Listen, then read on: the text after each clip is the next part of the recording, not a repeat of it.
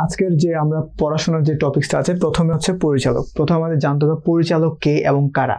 পরিচালক কারা হতে পারে, পরিচালক হতে গেলে কি কি যোগ্যতা থাকা লাগবে, পরিচালকের নিয়োগ পদ্ধতি কতভাবে হতে পারে, পরিচালনা পরিষদের কার্যাবলী কি কি হতে পারে, পরিচালক হতে পারে না কারা, এবং পরিচালকের অপসারণ পদ্ধতি কি কি আমরা আরেকটু পরে জানবো। প্রথমে চলে আসি পরিচালক। পরিচালক তারাই যারা সাধারণ মেম্বার যারা সাধারণ যারা শেয়ার হোল্ডার আছে তাদের প্রত্যক্ষ ভোটে নির্বাচিত, মানে কোনো একটা কোম্পানি পরিচালনা করার জন্য এবং ব্যবস্থাপনা করার জন্য যাদের সিলেক্টেড করা হচ্ছে তাদেরকে বলা হয় পরিচালক। তারা সাধারণত জনগণ যারা আছে বা যারা শেয়ারের বর্তমান মালিক আছে তাদের প্রত্যক্ষ ভোটে নির্বাচিত হয়ে তাদেরকে রিপ্রেজেন্ট করছে বা প্রতিনিধিত্ব করছে, তাদেরকে পরিচালক বলতেছি। এবার চলে আসো পরিচালকের যোগ্যতা। সাধারণত পরিচালক হতে হলে কি কি হতে হবে, যেটা পরিচালক হতে হলে সর্বপ্রথম এবং প্রধান যেটা কন্ডিশন সেটা হচ্ছে অবশ্যই কোম্পানির শেয়ারের মালিক হতে হবে। কোম্পানির শেয়ারের মালিক না হলে সে কখনো পরিচালক হতে পারবে না। দ্বিতীয়ত হচ্ছে তাকে অবশ্যই যোগ্যতা সূচক শেয়ারের মালিক হতে হবে। তারপর হচ্ছে ন্যূনতম মূলধন ক্রয়ের সক্ষমতা থাকতে হবে। তারপর হচ্ছে ঋণ পরিশোধের সক্ষমতা থাকতে হবে। অবশ্যই সুস্থ এবং সবল মস্তিষ্কের অধিকারী হতে হবে। এবার চলে আসি পরিচালকের নিয়োগ পদ্ধতি। পরিচালক বেসিক্যালি 5 ভাগে নিয়োগ করা হয়। প্রথমত হচ্ছে শেয়ার হোল্ডারদের প্রত্যক্ষ ভোটে, এরপর হতে পারে যারা আমাদের এখানে বিলম্বিত শেয়ার হোল্ডার আছে তাদের প্রত্যক্ষ ভোটে হতে পারে, তারপর হতে পারে ব্যবস্থাপনা প্রতিনিধির প্রত্যক্ষ ভোটে, তারপর হতে পারে পরিচালনা পরিষদের প্রত্যক্ষ ভোটে, অথবা যদি সরকার হস্তক্ষেপ করার কোনো অ্যাবিলিটি রাখে তখন সরকারের প্রত্যক্ষ ভোটে। তার মানে সর্বমোট 5 ভাগে পরিচালক নিয়োগ হতে পারে। এবার আমরা জেনে নেব পরিচালনা পরিষদের কার্যাবলী। পরিচালনা পরিষদের কার্যাবলী বলতে প্রতিষ্ঠানের যাবতীয় যত রকম কার্যাবলী আছে, আমি যদি ফর এক্সাম্পল বলতে পারি লভ্যাংশ কি পরিমাণ দিব, কি পরিমাণ সিলেক্ট করব, লভ্যাংশ কোন ওয়েতে দিব, শেয়ার ইস্যু সংক্রান্ত যাবতীয়, শেয়ার কি সমহারে ইস্যু করব, অবহারে নাকি অধিহারে। এবার যদি বলতে লভ্যাংশ বন্টনের ক্ষেত্রে যারা অগ্রাধিকার শেয়ার আছে তারা কি পরিমাণ লভ্যাংশ পাবে, যারা সাধারণ শেয়ার হোল্ডার আছে তারা কি পরিমাণ পাবে, সংরক্ষিত মুনাফায় কত পরিমাণ যাবে। তার মানে যাবতীয় যত রকম কোম্পানির কার্যাবলী আছে সবকিছু হিসাব নিকাশ করবে এবং সবকিছু দিক নির্দেশনা এবং সবগুলো কন্ট্রোলিং করবে পরিচালনা পরিষদ। এবার চলে আসি পরিচালক হতে পারে না কারা। আমরা যখন দেখতেছিলাম একটু আগে পরিচালকের যোগ্যতা, তখন আমরা বলেছিলাম পরিচালক হতে হলে অবশ্যই কোম্পানির শেয়ার হোল্ডার হতে হবে। তার মানে যারা কোম্পানির শেয়ার হোল্ডার না তারা কখনোই পরিচালক হতে পারে না। এই একটা জিনিস বোঝার জন্য একটা ছোট একটা টেকনিক্সের আমরা ব্যবহার করব। ওই টেকনিক্সটা আমরা পরে যখন আমরা পরে কোনো মডিউল আমরা দেখে নেব। তারপর ছোট করে আমি লিখে দিচ্ছি, একটু খেয়াল করি। এখানে আমরা হয়তো সবাই চিনি নাবি, মোহাম্মদ নাবি হচ্ছে আফগানিস্তান টিমের একজন ক্যাপ্টেন, যাকে বলা হচ্ছে নাবি অসামান্য খেলোয়াড়। আসলেও নাবি একজন অসামান্য খেলোয়াড়। প্রথমে এই লাইনটা দিয়ে আমরা একটু বুঝি যারা পরিচালক হতে পারবে না। এই যে নাবির মধ্যে প্রথমে না হচ্ছে নাবালক। নাবালক বলতে আমরা সবাই চিনি যাদের বয়স 18 বছরের নিচে হবে। বি দিয়ে বিদেশি ব্যক্তি, বিদেশি বা বাইরের কোনো দেশের কোনো ব্যক্তি। এবার অ দিয়ে হচ্ছে অজ্ঞান ব্যক্তি, অজ্ঞান অবস্থার কোনো ব্যক্তি বা যার অজ্ঞান হওয়ার প্রবণতা থাকে সে কখনো পরিচালক হতে পারবে না। এবার সা দিয়ে হচ্ছে সরকারি কর্মকর্তা কর্মচারী। এবার মা দিয়ে মানসিক প্রতিবন্ধী। তার মানে এইভাবে যদি আমরা একটু বুঝে যেতে পারি তাহলে সহজে মনে রাখতে পারবো কারা পরিচালক হতে পারবো না। আর একটা জিনিস আমরা মানে এক্সট্রা অ্যাড করতে হবে, সেটা হচ্ছে সরকারি সাজাপ্রাপ্ত বা জেল খেটেছে এমন কোনো ব্যক্তি কোনো কোম্পানির পরিচালক হতে পারবে না। আমি আবার বলতেছি, নাতে নাবালক, বিতে বিদেশি কোনো ব্যক্তি, অতে অজ্ঞান ব্যক্তি, সাতে সরকারি কর্মকর্তা অথবা কর্মচারী, মাতে মানসিক প্রতিবন্ধী, এবং আরেকটা যেটা আমি যোগ করেছি সেটা হচ্ছে সরকারি সাজাপ্রাপ্ত কোনো ব্যক্তি। এবার আমরা চলে যাব পরবর্তী স্লাইডে।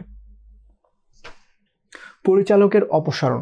কোনো একটা পরিচালক কখন আমরা অপসারণ করব তার কিছু টার্মস অ্যান্ড কন্ডিশনস আছে। প্রথমে বলছে পরপর 3টি সভায় অনুপস্থিত থাকলে পরিচালককে অবশ্যই প্রত্যেকটা সভায় উপস্থিত থাকা উচিত এবং বাঞ্ছনীয়। যদি কোনো পরিচালক পরপর 3টি সভায় অনুপস্থিত থাকে তাহলে তাকে পরিচালকের পদ থেকে অপসারণ করা হয়। এবার আমরা চলে যাব দ্বিতীয় ওয়ে, অবৈধ উপায়ে ঋণ গ্রহণ করলে। প্রত্যেকটা ব্যবসা প্রতিষ্ঠান যেহেতু আইনের অধীনে নিয়ন্ত্রিত এবং পরিচালিত হয়, তার মানে ব্যবসার প্রত্যেকটা কার্যাবলী অবশ্য আইনসম্মত হইতে হবে। অবৈধ উপায়ে ঋণ গ্রহণ করা যাবে না। যদি কোনো পরিচালক অবৈধ উপায়ে ঋণ গ্রহণ করে তখন তাকে অপসারণ করা হবে। এরপর চলে আসি, তলবকৃত টাকা 6 মাসের মধ্যে পরিশোধ করতে না পারলে। যদিও কোনো পরিচালক তার তলবকৃত টাকা 6 মাসের মধ্যে পরিশোধ করতে না পারে তখন তাকে অপসারণ করা হবে পরিচালকের পোস্ট থেকে। এবার চলে আসি, যোগ্যতা সূচক শেয়ার যদি কিনতে না পারে, পরিচালককে অবশ্যই ঋণ পরিশোধের সক্ষমতা হইতে হবে এবং তার যথেষ্ট সুস্থ মস্তিষ্কের এবং প্রত্যেকটা যতগুলো পেমেন্ট আছে প্রত্যেকটা পেমেন্ট পরিশোধের সক্ষমতা থাকতে হবে। এবার আমরা চলে আসবো ব্যবসা প্রতিষ্ঠানে বা কোনো কোম্পানির ক্ষেত্রে 3 ধরনের সভা প্রচলন আছে। 3 ধরনের সভা সম্পর্কিত আমরা আজকে ডিটেলস একটু জানবো।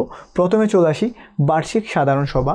এটাকে ইংরেজিতে বলা হয় AGM, অ্যানুয়াল জেনারেল মিটিং। এটা কিন্তু অ্যাডমিশন টেস্টে ফ্রিকোয়েন্টলি আসে।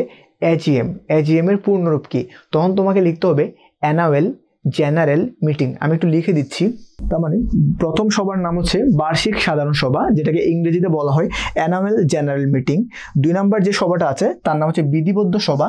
এটারও ইংরেজি শব্দটা বা ইংরেজি যে একটা টার্ম আছে সেটা আসে, যেটাকে বলা হয় স্ট্যাটিউটরি মিটিং, যেটাকে বলা হয় বিধিবদ্ধ সভা এবং সংক্ষেপে বলা হয় SM। এবার চলে আসি 3 নম্বর যেটা এবং শেষ যেটা আছে বিশেষ সাধারণ সভা।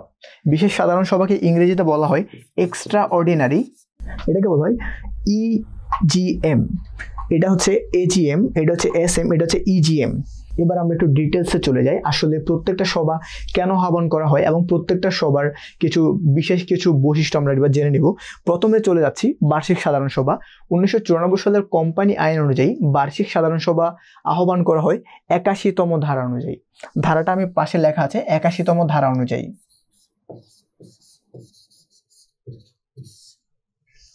এবার চলে আসি, বিধিবদ্ধ সভা আহ্বান করা হয় 83তম ধারা অনুযায়ী এবং বিশেষ সাধারণ সভা আহ্বান করা হয় 84তম ধারা অনুযায়ী। তার মানে ধারার ব্যাপারটা ক্লিয়ার হলো, প্রত্যেকটা নামের ব্যাপারটা ক্লিয়ার হলো। এবার আমরা চলে যাই কোনটা কতদিনের মধ্যে আহ্বান করা লাগে। প্রথমে চলে আসি বার্ষিক সাধারণ সভা। দেখি, প্রথম বার্ষিক সাধারণ সভা আহ্বান করা হয় কোম্পানি গঠনের এবং কোম্পানির কার্যারম্ভের অনুমতিপত্র পাওয়ার 18 মাসের মধ্যে। তার মানে বার্ষিক সাধারণ সভা কোনো কোম্পানির কার্যারম্ভের অনুমতিপত্র পাওয়ার 18 মাসের মধ্যে প্রথম বার্ষিক সাধারণ সভা আয়োজন করতে হবে, তা না হলে কোম্পানির নিবন্ধন বাতিল বলে গণ্য হবে। এবার চলে আসি পরপর 2টি সাধারণ সভা। বার্ষিক সাধারণ সভা প্রতি বছরে আয়োজন করতে হবে এবং পরপর 2টি বার্ষিক সাধারণ সভার ব্যবধান বা পার্থক্য হতে পারে সর্বোচ্চ 15 মাস। এবার চলে আসি প্রত্যেকটা বার্ষিক সাধারণ সভা শুরু হওয়ার পূর্বে যে একটা নোটিশ বা একটা বিজ্ঞপ্তি প্রদান করতে হয়, এটা অবশ্যই সবার যে একটা নির্ধারিত তারিখ আছে তার 14 দিন পূর্বে নোটিশ প্রদান করতে হবে। এটা ভেরি ভেরি ইম্পর্টেন্ট পরীক্ষার জন্য। কোনো না কোনো বছর এখান থেকে একটা কোশ্চেন আসে যে হয় এটা 3টা প্যাটার্নে আসতে পারে, কতদিন পূর্বে বিজ্ঞপ্তি বা নোটিশ প্রদান করতে হয় এবং কতদিনের মধ্যে এটা আয়োজন করতে হয় এবং পরপর 2টি বার্ষিক সাধারণ সভার মধ্যে পার্থক্য কত মাস হতে পারে। এবার চলে আসি বিধিবদ্ধ সভা। বিধিবদ্ধ সভা এমন একটি সভা যেটা কোম্পানির জীবদ্দশায় বা পুরো জীবনকালে মাত্র একবার অনুষ্ঠিত হতে হয় এবং কোম্পানির বিধিবদ্ধ সভা কোম্পানির কার্যারম্ভ পত্রের প্রথম 180 দিনের মধ্যে বা 6 মাসের মধ্যে আয়োজন করতে হয় প্রথম বিধিবদ্ধ সভা। এবার চলে আসি বিশেষ সাধারণ সভা। এখানে একটা শব্দ আছে বিশেষ। যখন কোম্পানির বিশেষ কোনো কারণে জরুরি কোনো মত বিনিময় বা মতসভার প্রয়োজন পড়ে তখন বিশেষ সাধারণ সভার আয়োজন করা হয়, যেটা 1994 সালের 84তম ধারা অনুযায়ী আয়োজন করা হয়। আশা করি তোমরা বুঝতে পেরেছো। এবার আমরা চলে যাব আমাদের পরবর্তী টপিকস, কোম্পানির বিলুপ সাধন। কোম্পানির বিলুপ সাধন 3 ভাগে হতে পারে। প্রথমটার নাম হচ্ছে আদালত কর্তৃক বিলুপ সাধন, পরেরটার নাম হচ্ছে স্বেচ্ছাকৃত বিলুপ সাধন, 3 নম্বর হচ্ছে আদালতের তত্ত্বাবধানে বিলুপ সাধন। প্রথমটাতে একটু চলে যাব আমরা। প্রথমটা বলছে আদালত কর্তৃক বাধ্যতামূলক বিলুপ সাধন। যখন আদালত বলবে যে এই কোম্পানির বেঁচে থাকার আর কোনো অস্তিত্ব রাখে না। প্রথমত চলে আসি, যদি কোনো কোম্পানি বা কোনো কোম্পানি 5,000 টাকা কমপক্ষে মানে মিনিমাম বা ন্যূনতম 5,000 টাকা ঋণ পরিশোধে ব্যর্থ হয় তখন সে কোম্পানিকে আদালত বাধ্যতামূলক বিলুপ সাধনের নির্দেশ দিবে। আবার দ্বিতীয়ত বলেছে বিধিবদ্ধ সভা আয়োজনে ব্যর্থতা, যদি কোনো কোম্পানি বিধিবদ্ধ সভা, যেটা একটু আগে আমরা পড়েছি স্ট্যাটিউটরি মিটিং বা বিধিবদ্ধ সভা আয়োজনে ব্যর্থ হয়, যেটা কোম্পানির কার্যারম্ভপত্র পাওয়ার 180 দিনের মধ্যে বা 6 মাসের মধ্যে আয়োজন করতে হয়। এবার চলে আসি কাজ শুরু না করলে। কোম্পানির নিবন্ধনের, যখন আমি কোম্পানিটা নিবন্ধন বা রেজিস্ট্রি করেছি, কোম্পানির নিবন্ধনের 1 বছরের মধ্যে যদি আমি কোনো কোম্পানির কার্য শুরু করতে না পারি বা কার্যারম্ভ করতে না পারি, তখন আমার কোম্পানি আদালত কর্তৃক বাধ্যতামূলক বিলুপ সাধন হবে। এবার সর্বশেষ যে পয়েন্টটা আছে, সদস্য সংখ্যার ভারসাম্য। আমরা জানি প্রতিটা কোম্পানি যদি পাবলিক লিমিটেড কোম্পানি হয়, তার মানে সর্বনিম্ন 7 জন লাগবে, সর্বোচ্চ শেয়ার দ্বারা সীমাবদ্ধ। আবার যদি প্রাইভেট লিমিটেড কোম্পানি হয়, সর্বনিম্ন 2 জন লাগবে এবং সর্বোচ্চ 50 জন দ্বারা সীমাবদ্ধ। এখানে আমাদের যেটা বোঝার দরকার আছে, সদস্য সংখ্যার ভারসাম্য মানে যদি প্রাইভেট লিমিটেড কোম্পানির ক্ষেত্রে 2 জনের কম হয়ে যায় এবং পাবলিক লিমিটেড কোম্পানির ক্ষেত্রে 7 জনের কম হয়ে যায়, তার মানে সদস্য সংখ্যার যে একটা মিনিমাম বা এটা ন্যূনতম সংখ্যা লাগে তার চেয়ে কম হয়ে যায়, তখন কোম্পানি আদালত কর্তৃক বাধ্যতামূলক বিলুপ সাধনে চলে যাবে।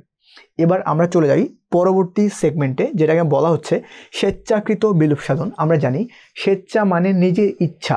স্বেচ্ছাকৃত বিলুপ সাধন প্রধানত দুভাগে হতে পারে, একটা হচ্ছে পাওনাদার কর্তৃক, যেটা 2 নম্বরে বলা আছে, একটা হচ্ছে সদস্যদের মাধ্যমে। যদি কোম্পানির শেয়ার হোল্ডার যারা আছে তারা যদি চাই কোম্পানির বাধ্যতামূলক বিলুপ সাধন হওয়া উচিত, সদস্যরা নিজেদের মধ্যে ঠিক করে নিয়েছে কোম্পানি থাকার কোনো অস্তিত্ব রাখে না, মানে কোনো দাবি রাখে না, তখন সদস্যদের মাধ্যমে কোম্পানির বিলুপ সাধন হতে পারে সদস্যদের স্বেচ্ছায়, আবার হতে পারে পাওনাদারদের স্বেচ্ছায়। এবার চলে আসি আদালতের তত্ত্বাবধানে। আদালত তখনই কোম্পানি বিলুপ সাধনের নির্দেশ দেন যখন দেখে কোম্পানির উদ্দেশ্য কোনো একটা প্রতারণাপূর্ণ বা অবৈধ কোনো উদ্দেশ্য থাকে। তার মানে প্রতারণার উদ্দেশ্যে যদি কোনো একটা কোম্পানি গঠিত হতে পারে কোনো একটা চল চাতুরির মাধ্যমে মানুষকে ঠকানোর উদ্দেশ্যে, তখন আদালতের তত্ত্বাবধানে কোম্পানির বিলুপ সাধন হয়। এবার পরবর্তী যে রিজনটা আছে, কোম্পানি গঠনের জন্য যে ফর্মাল প্রসিডিউরস এবং নিয়ম পদ্ধতি আছে, যখন যথাযথ নিয়ম মানতে ব্যর্থ হয় বা নিয়ম যদি না মানে, তখন কোম্পানি আদালতের তত্ত্বাবধানে বিলুপ সাধন হয়। আশা করি তোমরা আজকের লেকচারটা বুঝতে পেরেছো। ধন্যবাদ।